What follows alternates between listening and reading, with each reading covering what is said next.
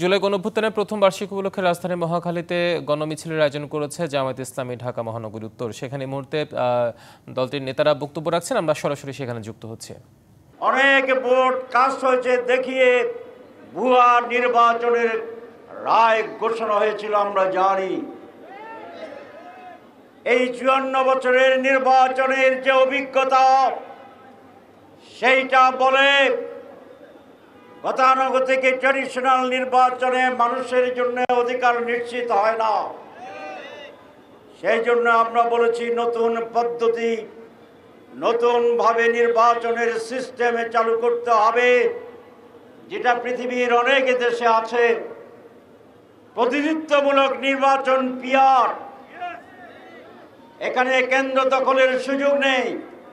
Sunbit সব দিবে সামাল। সানবিট ম্যাজিক প্রেস ডিশওয়াশিং এর মাথা ঘোরানো সলিউশন। টাকার খেলার সুযোগ নেই। প্রতিটি মানুষের ভোটের অধিকার এখানে কাউন্ট করা হবে, তাদেরকে ভ্যালু দেওয়া হবে গতানুগতিক পদ্ধতিতে। যিনি 51% পান তিনি বিজয়ী, যিনি 49% পান উনি ফেল, তার জিরো, তার ভোট পৌঁছে যায়। কিন্তু পিআর পদ্ধতি সারা দেশে যে দল যে পরিমাণ ভোট পাবে সবগুলাই বিবেচনা আনবে, কাউন্ট হবে এবং সেই অনুপাতিক হারে সেই দল সেই পরিমাণ আসন পাবে।